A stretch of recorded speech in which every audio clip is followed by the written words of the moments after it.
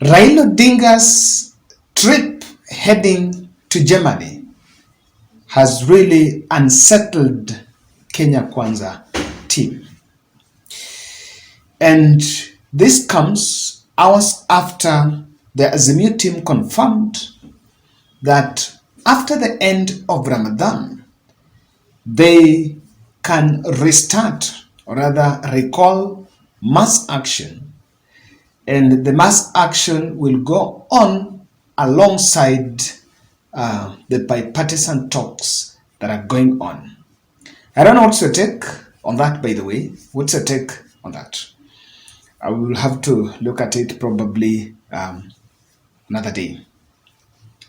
According to multiple reports that has emerged, Raila Odinga is supposed to leave the country on 17th for a trip to Germany. And the Germany trip has come amidst tentative dates, and it's not yet clear how many days he's going to be there. However, the close look at his diary is that when he will make a trip to Germany, he will meet high-profile delegation as well as democracy crusaders and Kenyans living in diaspora. This comes weeks after President William Ruto also toured the Western Europe nation. And when William Ruto was in Germany holding meetings, remember, he was really cornered to explain the government position as far as handling protesters is concerned.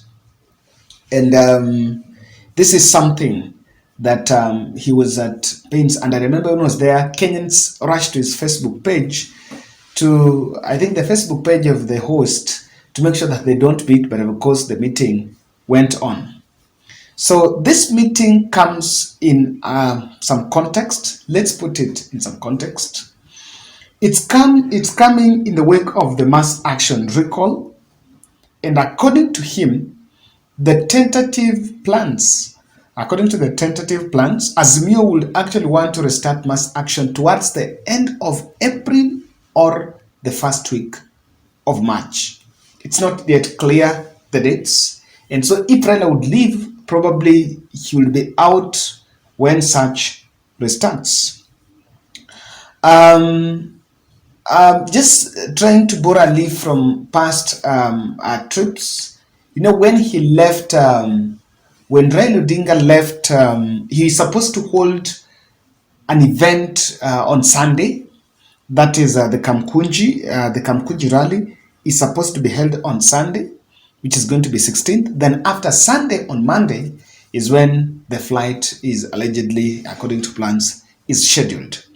So that has not yet been confirmed on what exactly are the terms of engagement at the other end. But Kenya Kwanza, who amongst them are sharing this information, are a bit disturbed by this trip over allegations or over fears that it could be part of the plans to bolster, or rather, it can yield fruits to bolster Azimio activities. In fact, that's not even it. What is unsettling the UDA side is the fact that he will use it to create the hype and the euphoria. Remember the Baba when you were away, and Azimio supporters will tell you one of the longest journeys, political journey, was from airport to Airtel offices, Mombasa Road, when Raila in 2017, when in fact not from airport, it was from airport to city, to Jogorod, yes, city stadium. It's one of the longest journey when Raila Odinga wanted to go to CBD after the German trip. So it's something that has been going on, and what they're only seeing is that when Raila can be away, the troops can organize maybe a reception, and it can yield from coming to town, then coming from airport, maybe yielding to town, heading to town. So that's a bit of it. Raila's comeback would actually create a big hype about it. There could be a challenge on this, and that is why they are a bit unsettled with that trip. However, I want us to just look at what do you think is at stake when Raila Odinga at this time decides to make a trip out. What do you think is at stake, or what could be what could be his priority in terms of engagement? And I want to look keenly on that trip to Germany. Kindly subscribe to our channel, ladies and gentlemen. Thank you very much for those who are supporting us from every part of the country. Asanteni sana. Now, I just want to bring something, and someone should bring us someone should want to bring this to attention. Someone should help us find out. Did Linda Mama come to an end? For the last 2 weeks, I've been receiving requests of people who want some help, and I'm a little bit disturbed because they were like, I think I've received like 4 people saying we've been detained at the hospital after Mama Kuza, and I'm like, that Linda Mama, what's happening? Yeah? Someone should tell us. Was it stopped? And I'm trying to pursue one story. I'm trying to pursue follow up one, and probably when I get hold of it, I'll try to confirm and also find the person. Then we can share and see if we can come together for that. I think there is one I'm really taking interest in following, so we'll see. Kindly support our channel. Now, there are some what I see in Raila Odinga's German trip.